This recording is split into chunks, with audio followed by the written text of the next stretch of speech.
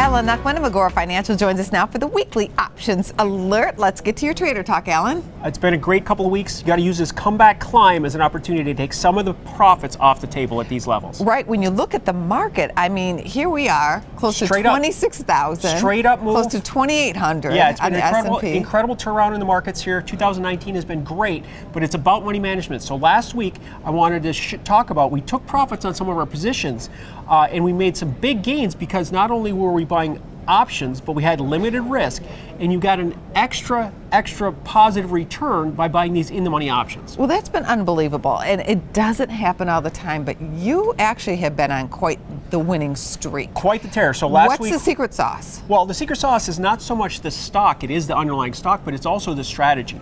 It's buying an option which has limited risk, number one, an in-the-money option that's going to give you good payoff. On a modest move in the underlying stock, we had a 50% profit last week in MU, we had a 50% profit in PayPal. Last Thursday, we sold half our Intel for 50% profit. And then on Friday, we got out of our couple of positions that went off the board for February. PayPal, we were still up 30%, and you saw GE up 60%. Now, the stock moves weren't that big, but the options moves really paid off. Then the trend was still your friend because Exactly. the market has been grinding higher. Yes, new relative highs there. So that brings us to our current positions. Okay. So if we look at Bank of America, that's been going nowhere fast, but again, we've got time. That's why we buy options to ride through the ups and downs, trading around 29.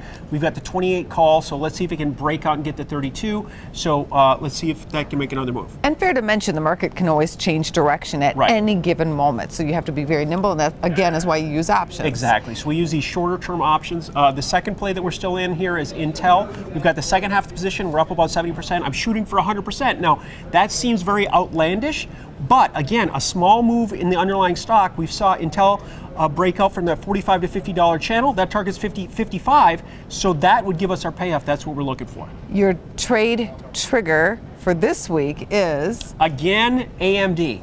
Now, we did this in January, had a great payoff, had a modest move again that went from 20 to 23. We took our profits there. Well, it set itself up one more time. So we see the activity there, the smart money into that stock. Now, this is a stock that's up 90% in the last year of trade. Wow. So now when it traded between 16 and 22 from October to January, that target's 28 on the upside. What we're looking at here is the $20 call. Now we're looking at April, so it's almost 2 months of time. $20 was that base that we broke out from in January. So let's see if we can hit this one more time. And your trading floor takeaways start with a crazy 8.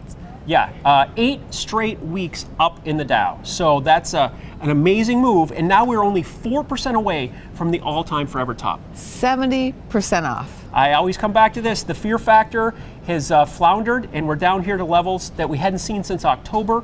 Let's remember, last February, we were at 50, so it's 70% below what it was. The VIX has been unbelievable to the downside. And then last on your list, asset appreciation. It's not just the stock market. Obviously, the macro market's carrying everybody, but gold has broken out, new 10-month highs there, and crude oil breakout above 55 and targeting 60. So there are other segments that could carry this market for the next leg higher. Again, the high tide floats all boats. we'll see what happens next week. Thank you. Thank you.